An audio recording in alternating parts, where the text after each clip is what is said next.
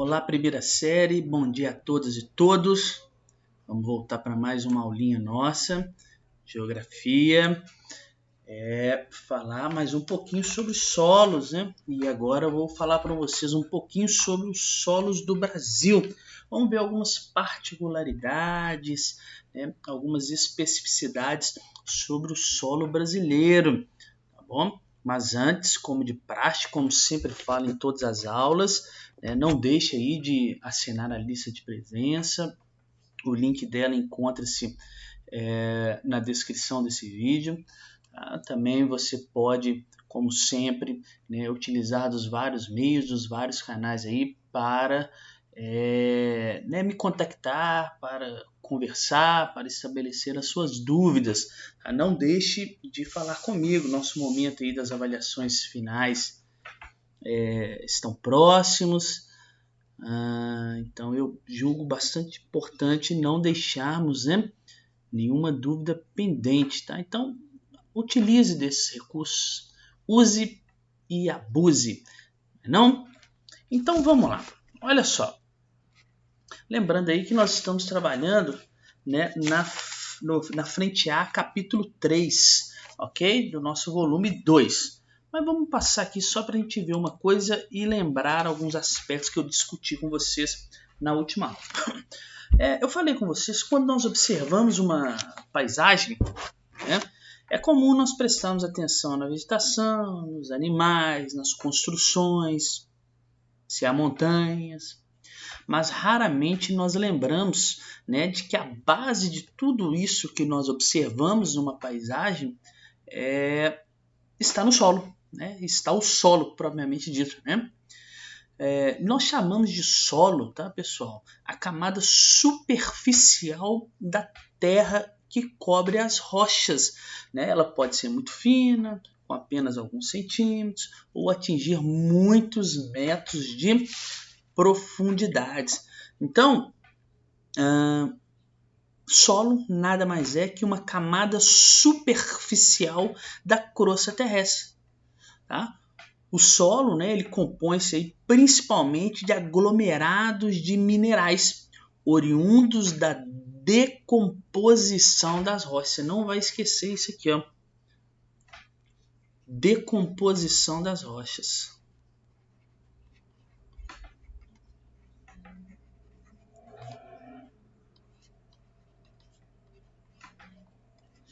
E essa decomposição das rochas, nós já vimos, é um agente externo, modificador do relevo, né? Se modifica o relevo, por sua vez vai modificar as rochas.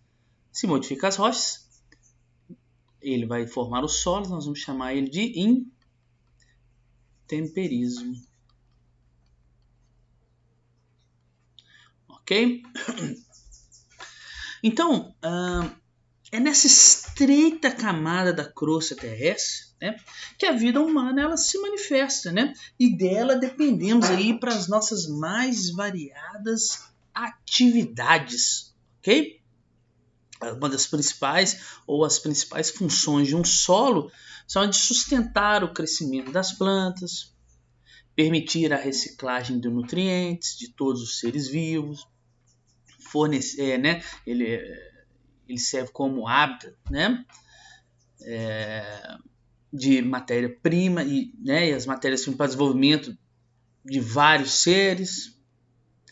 Nós tiramos, ele serve como matéria-prima, né, agora sim, para o desenvolvimento de objetos do nosso cotidiano, como eu disse na introdução, né,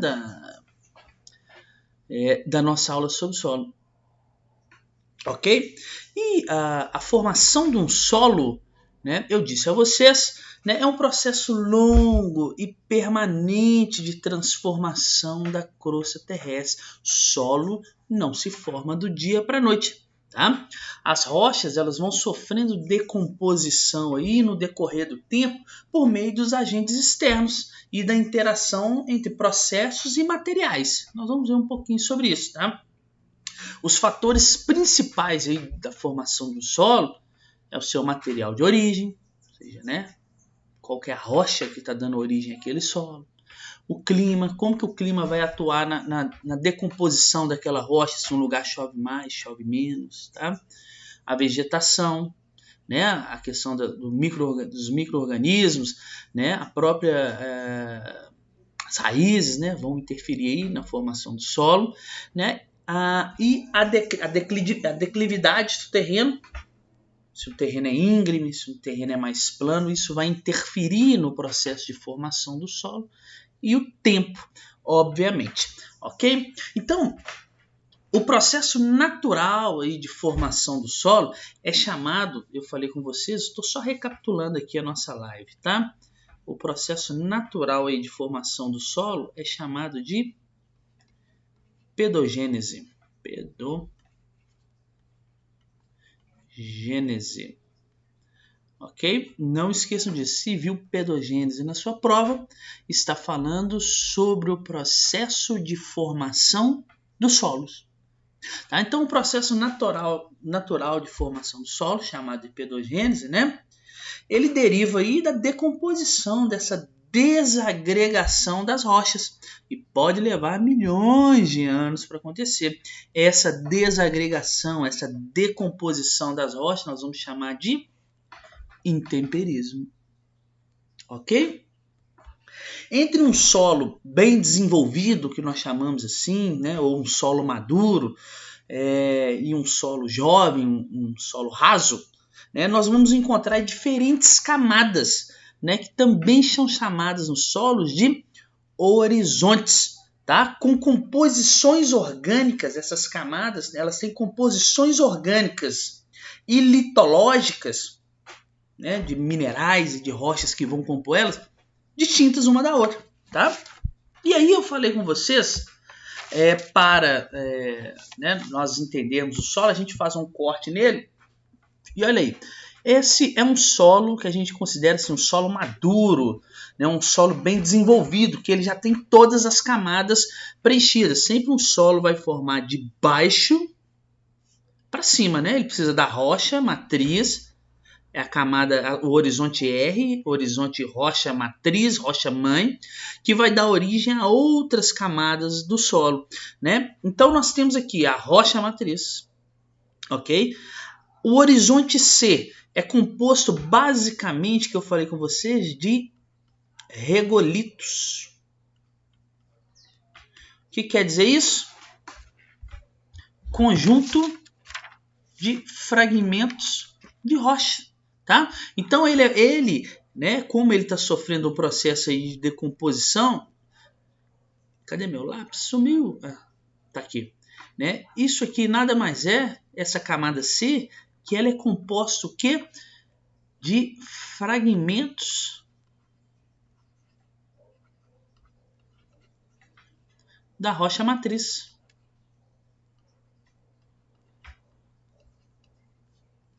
Ok?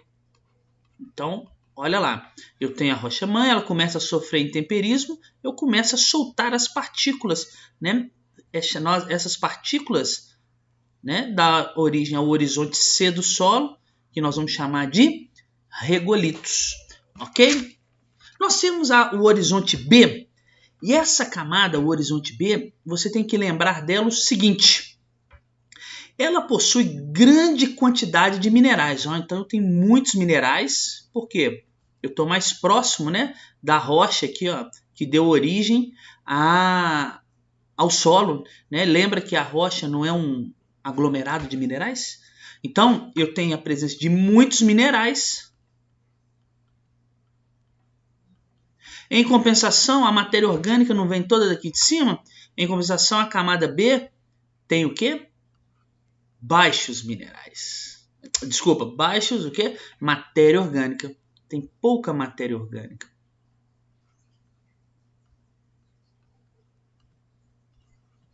Ok? Então, esse é o horizonte orgânica. O horizonte B. À medida que eu vou subindo o perfil do meu solo, eu chego no horizonte A.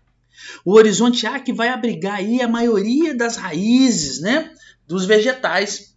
E possui, no horizonte A, se ele abriga a maioria das raízes, ele possui grande quantidade de matéria orgânica.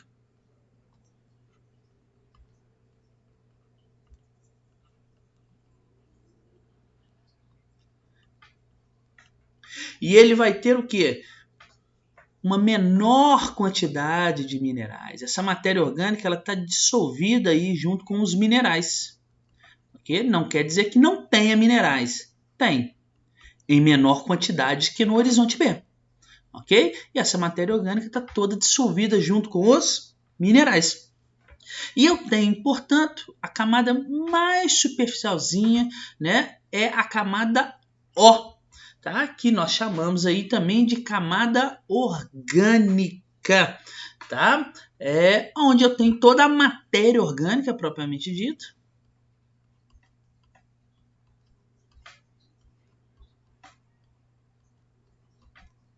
Se você lembrar dela, se você lembrar que aqui fica a matéria orgânica em decomposição. Pronto. Não é aqui que vão as folhas vão cair, vão morrer, as plantas, os animais. Aqui fica a matéria orgânica em decomposição. Tá? Ela pode ser também denominada horizonte orgânico. Também em alguns locais você pode ouvir falar no horizonte chamado Serra Pilheira. Ok? Característico da região amazônica brasileira. Nós já vamos ver sobre isso. Tranquilo, pessoal? Então isso foi o que eu falei, resolvi lembrar aqui e colocar algumas imagens para ficar um pouquinho mais fácil para vocês. Nós temos várias formas de classificar os solos, tá? Mas eu quero que vocês saibam duas classificações para o solo aqui. Eu não coloquei. Eu quero que vocês entendam duas formas de classificar os solos. A gente pode classificar os solos entre solos profundos, que nós vamos chamar de latossolos. O que eu quero dizer com solos profundos? Latossolo. Solo no qual eu encontro todos os horizontes. Então, o latossolo, você vai lembrar sempre de solos profundos. É o solo mais comum que nós temos no Brasil, ó. Predomina no Brasil. Por que esse solo predomina no Brasil? Ó, uma dica para vocês aqui. Em locais, né, onde chove muito, você tem, né, a maior presença do intemperismo químico, não é verdade? Quando a água, o quê? Ela vai ali dissolver a rocha, não é isso? Então, em locais que chove muito, né, você tem uma maior presença de intemperismo químico. E o intemperismo químico, ele transforma a rocha em solo muito mais rápido do que o intemperismo físico. Então, em locais onde, né, sim, geralmente, em locais onde você tem climas equatoriais, climas tropicais, como o do Brasil, com a presença de muita chuva, você terá sempre a presença aí de solos profundos, tá? Também chamados de latossolos.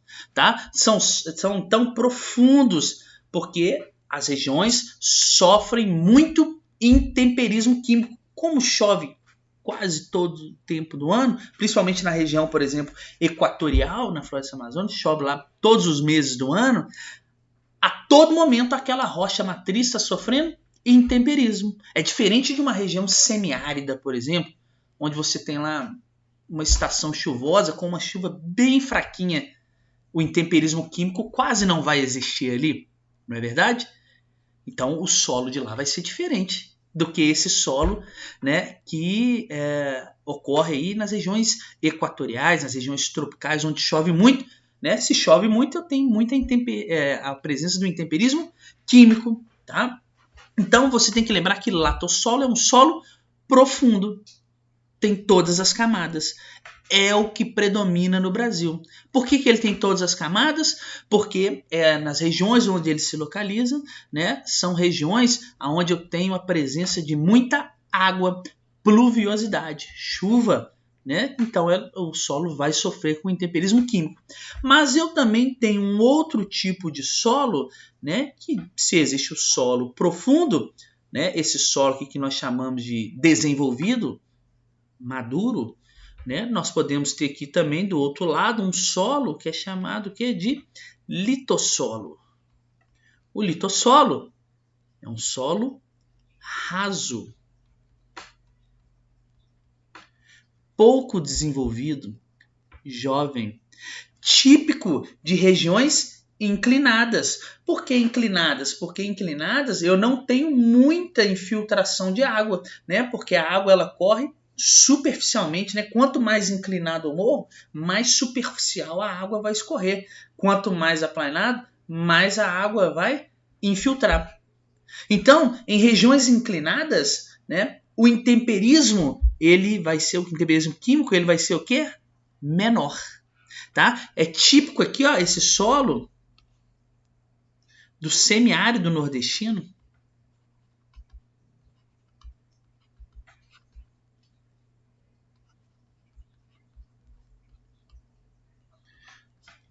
É um solo, né, que você não tem todas as camadas aqui. Ok? No litossolo, você não terá a presença aí de todas as camadas. Ok? Você não tem essa camada aqui orgânica. Ok?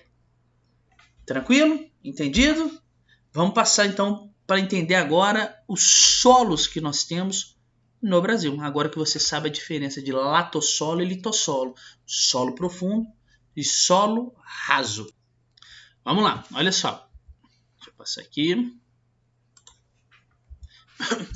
Os solos que vocês precisam saber do Brasil são esses aí, ó.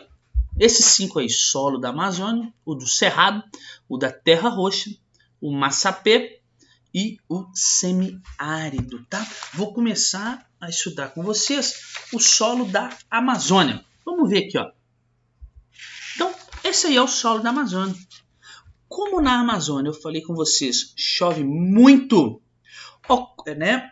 Ocorre lá de forma muito intensa o intemperismo químico. Então você tem que lembrar que no solo da Amazônia eu tenho a presença muito do intemperismo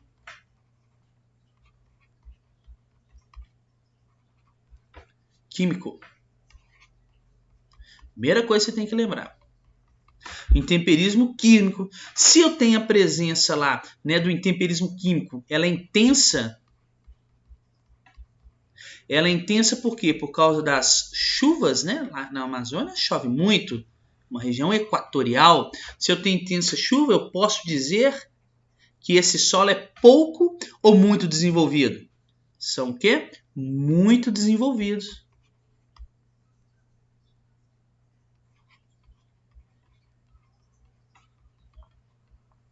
Ok?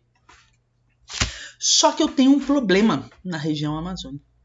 Como, né, chove muito, ok, a rocha sofre muito intemperismo, né?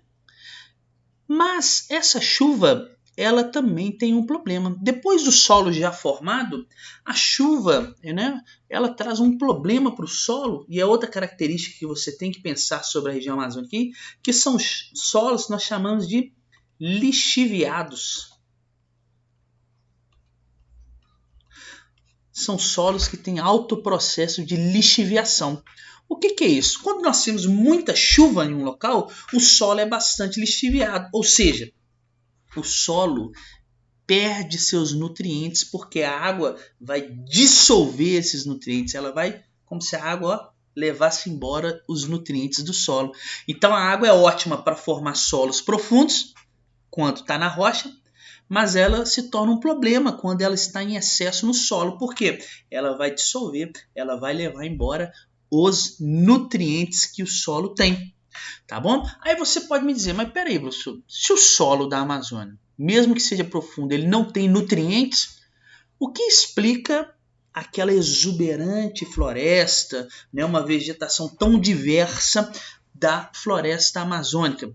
O que garante essa exuberância, pessoal, é o processo que eu falei com vocês lá, chamado de serra pilheira. O que quer dizer isso? O solo, ele não tem nutriente nenhum na floresta amazônica. somente a parte superficial dele que tem nutrientes. Por quê? Por causa desse item serrapilheiro, porque as folhas, os galhos, os animais, eles morrem ali, e como eu tenho uma vegetação muito densa, cai muita folha, cai muitos galhos, né? E aí você vai formando uma espessa camada em cima do solo só de matéria orgânica. E essa serrapilheira é que faz toda a ciclagem de nutrientes para que a floresta se sustente. Olha que viagem. Então, nós até chamamos que a floresta amazônica é um ciclo de nutriente fechado, tá? Por quê? A folha cai, a galho cai, ela já matéria orgânica ali, ela já vira nutriente para a própria árvore que vai reproduzir mais folhas, mais galhos, entendeu? Porque se dependesse do solo, não ia nascer quase nada, porque chove muito. E quando chove muito, os nutrientes vão embora, tá? Porque ele sofre, então, essa perda dos nutrientes do solo é a lixiviação. Mas a floresta, o solo da Amazônia, ela se mantém exuberante lá por causa do processo chamado de serrapilheira. É por isso que a maioria das raízes que nós temos na vegetação lá da floresta amazônica são o que nós chamamos de raízes superficiais, tá? Elas ficam mais à superfície, são aquelas raízes que não afundam. Aquelas raízes que vão na superfície, já viu? Nós chamamos de raízes tabulares. Né? São aquelas raízes que vão na superfície, assim, ó. Você fala, mas essa raiz está saindo aqui do chão. É isso, porque ela não é aquela raiz que vai afundando em busca dos nutrientes, porque os nutrientes estão todos na superfície do solo, então ela vai para os lados. Ok? Esse é o solo da Amazônia, é isso que você precisa saber sobre ele. Olha o solo do semiárido. O semiárido, né, nordestino, olha lá onde fica, tá? A parte do sertão. Pouca chuva. Se tem pouca chuva, olha aqui, peraí, cadê minha caneta? Então, uma região de pouca chuva. Se tem pouca chuva, o intemperismo é alto ou baixo? Baixo. Os solos vão ser rasos. Solos rasos. Também nós vimos o nome, são chamados de litossolos.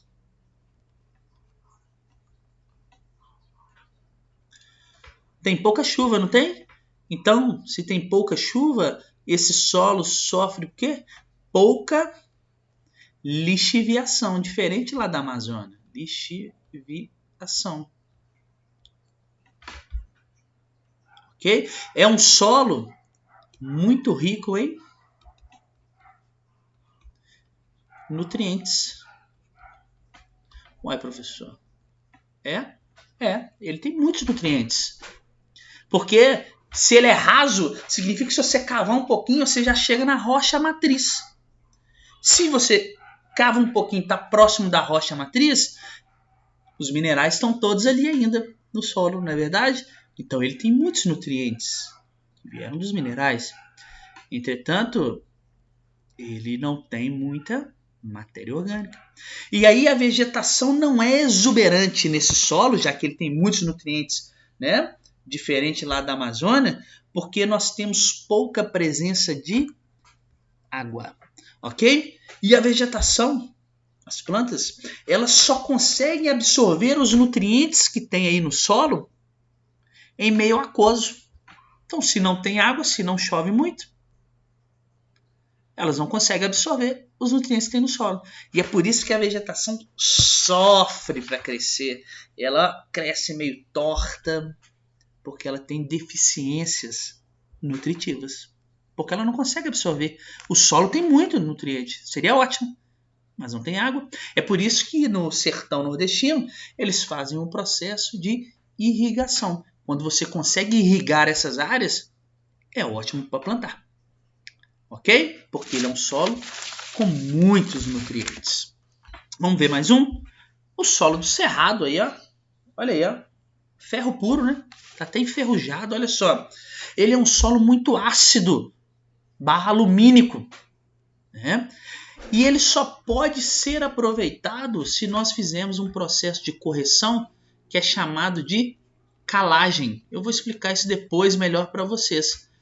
Mas vocês têm que entender, a calagem é quando eu jogo cal nesse solo. Por quê? Se ele tem muito ferro, né? Ele é ácido.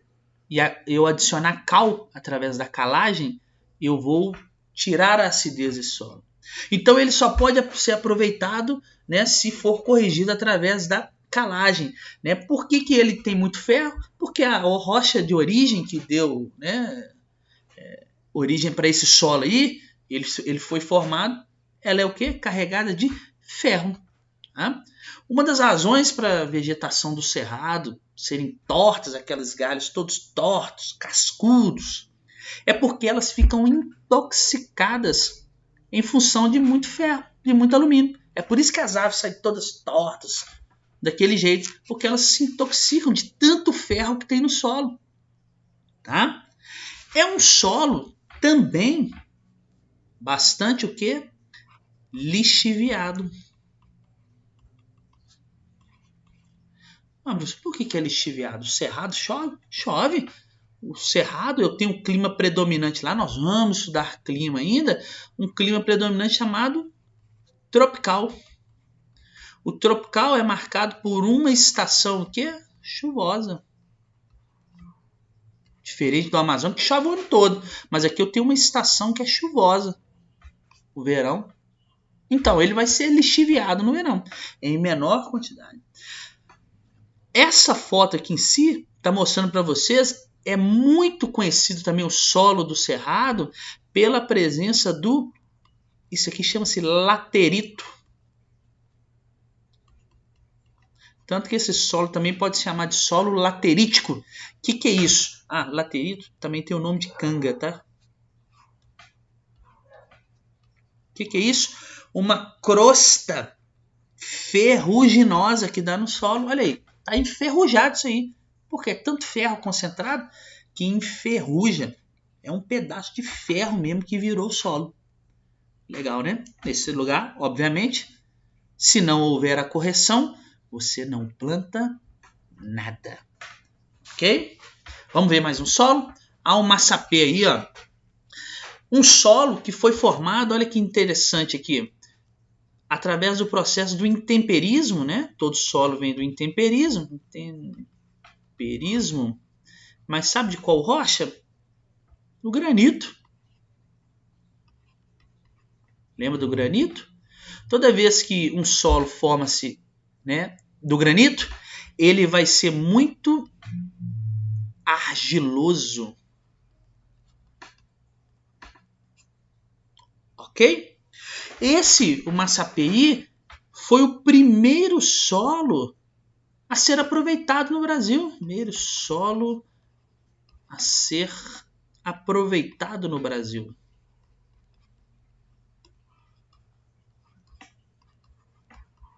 Sabe para quê? Cana de açúcar. Porque ele fica numa região chamada Zona da Mata Nordestina. É o litoral nordestino, Zona da Mata Nordestina. É um solo bastante fértil. Uai, professor, peraí. No Nordeste? É. A Zona da Mata, o Nordeste ele tem 4 sub-regiões, né? Zona da Mata, Sertão, o Meio Norte e... vamos lá. Zona da Mata, Agreste, e o Agreste. Né? E essa Zona da Mata é a região do litoral, chove bastante lá. E ele é bastante fértil. Tá? Foi o primeiro solo a ser aproveitado na cana-de-açúcar no Brasil. Ele tem esse nome aí, porque como ele é muito argiloso, quando você molha ele, né, ele fica igual aquela argila, massapé. O pessoal, você pisa nele assim, ele vai amassando assim, ó. Sabe aquele solo que você faz barro? Ok? Ótimo para plantar cana. Massapé.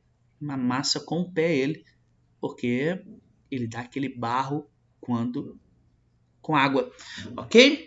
E por fim, o último solo que nós temos no Brasil aí, muito comum na região sul de São Paulo e no Paraná, é a chamada terra roxa. Pelo amor de Deus, o solo não é roxo. Isso aí, ele é um solo vermelho escuro, quase bonina, tá? Vermelhão escuro mesmo, você já deve ter visto ele. Ele tem esse nome, terra roxa, porque quando os espanhóis e os italianos chegaram aqui no Brasil, eles chamavam de terra roja. E aí um brasileiro escutou e falou, é roxa mesmo. Só que eles queriam dizer roja, vermelho, né? Aí um brasileiro, é roxa, né? E ficou terra roxa. É um solo diferente lá do Massapê, ele também veio do intemperismo, mas não do granito. Lembra que o granito é uma rocha magmática intrusiva, né? Solidificou no interior do magma.